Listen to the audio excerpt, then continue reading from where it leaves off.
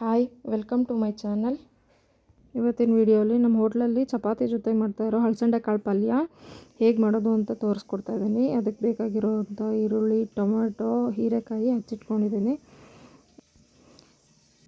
ಚಿಕ್ಕ ಜಾರ್ಗೆ ಹಸಿಮೆಣಸಿನ್ಕಾಯಿ, ಕರಿಬೇವಿನ ಸೊಪ್ಪನ್ನ ಸ್ವಲ್ಪ ತರಿ ಗ್ರೈಂಡ್ ಮಾಡಿ ಇಟ್ಕೋಬೇಕು. ಕುಕ್ಕರಲ್ಲಿ ಕಾಳು ನಿಮ್ಗೆ ಎಷ್ಟು ಬೇಕೋ ಅಷ್ಟು ಹಲಸಂಡೆ ಕಾಳನ್ನ ಒಂದೆರಡು ಮೂರು ಕೂಗಿಸಿ ಅದಾಗದೆ ತಣ್ಣಗಾಗೋದಕ್ಕೆ ಬಿಡಬೇಕು. ಆವಾಗ ಕಾಳು ಚೆನ್ನಾಗಿ ಬೆಂದಿರುತ್ತೆ. ಹಸಿಮೆಣಸಿನ್ಕಾಯಿ, ಕರಿಬೇವಿನ ಸೊಪ್ಪಿನ ಪೇಸ್ಟು ರೆಡಿಯಾಗಿದೆ. ಈಗ ಒಗ್ಗರಣೆಗೆ ಎಣ್ಣೆ ಕಾದಾದ್ಮೇಲೆ ಸಾಸಿವೆ, ಜೀರಿಗೆ ಹಾಕಿ ಈರುಳ್ಳಿ ಹಾಕ್ಕೊಂಡು ಸ್ವಲ್ಪ ಬಾಡಿಸ್ಕೋಬೇಕು.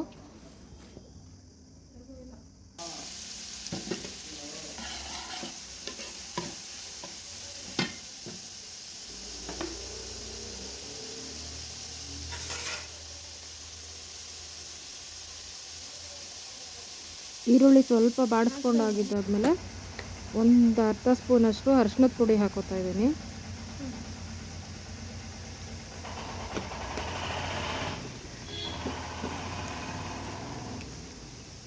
ನಮ್ಮದು ಹೋಟ್ಲು ಮೆಜರ್ಮೆಂಟ್ ಜಾಸ್ತಿ ಇರೋದ್ರಿಂದ ನಾನು ಕೈಯಲ್ಲೇ ಹಾಕ್ತಾಯಿದ್ದೀನಿ.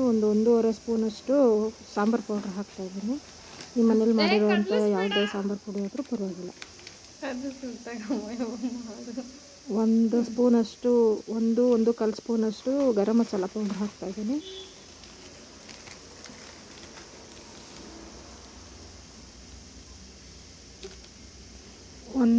ಒಂದೂವರೆ ಸ್ಪೂನಷ್ಟು ಉಪ್ಪು ಹಾಕಿ ಹುರಿಬೇಕು. ಹುರಿದಿದ ನಂತರ ನಾವು ಹಸಿಮೆಣಸಿನ್ಕಾಯಿ, ಕರಿಬೇವಿನ ಸೊಪ್ಪು ರುಬ್ಬಿಟ್ಕೊಂಡಿದ್ವಲ್ಲ, ಆ ಪೇಸ್ಟ್ ಹಾಕ್ತಾಯಿದ್ದೀನಿ.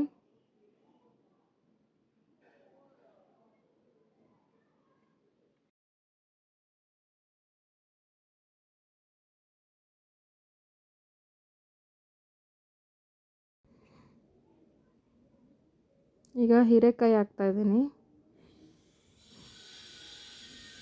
ಹೀರೆಕಾಯಿ ಜಾಗದಲ್ಲಿ ಇದೇ ಥರ ಸಣ್ಣ ಕಟ್ ಮಾಡಿಬಿಟ್ಟು ಬದನೆಕಾಯಿ ಆದರೂ ಹಾಕ್ಬೋದು, ಇಲ್ಲ ಕ್ಯಾಪ್ಸಿಕಮ್ ಕಟ್ ಮಾಡಿ ಆದರೂ ಹಾಕ್ಬೋದು. ಹೀಗೆ ಹುರಿತಾ ಇದ್ದರೆ ಹೀರೆಕಾಯಿ ನೀರು ಬಿಟ್ಕೊಳ್ಳುತ್ತೆ. ಸ್ವಲ್ಪ ಹೊತ್ತು ಹಾಗೆ ಬಾಡಿಸ್ತಾ ಇರಬೇಕು.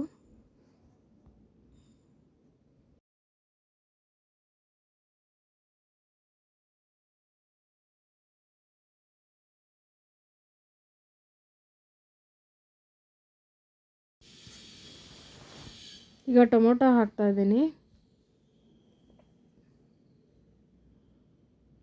ಮೊದಲೇ ಉಪ್ಪು ಹಾಕಿರೋದ್ರಿಂದ ಟೊಮೊಟೊ ಸ್ವಲ್ಪ ಬೇಗ ಕರಗುತ್ತೆ. ಈ ಒಗ್ಗರಣೆಲ್ಲೇ ಹೀರೆಕಾಯಿ ಬೇಯಿಸಬೇಕು. ಹೀರೆಕಾಯಿ ಆಗಲಿ, ಬದನೆಕಾಯಿ ಆಗಲಿ, ಕ್ಯಾಪ್ಸಿಕಮ್ ಆಗಲಿ ಒಗ್ಗರಣೆಲ್ಲೇ ಬೇಯಿಸಿದ್ರೆ ಚೆನ್ನಾಗಿರುತ್ತೆ.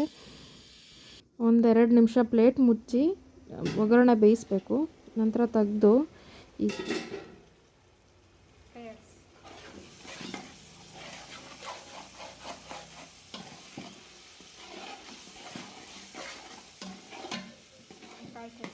ಈಗ ಬೆಂದಿರೋ ಅಂಥ ಕಾಳನ್ನ ಒಗ್ಗರಣೆಗೆ ಸುರಿದ್ಬಿಟ್ಟು 1-2 ನಿಮಿಷ ಮುಚ್ಚಳ ಮುಚ್ಚಿ ಬೇಯಿಸಿದ್ರೆ ಪಲ್ಯ ರೆಡಿ ಆಯಿತು.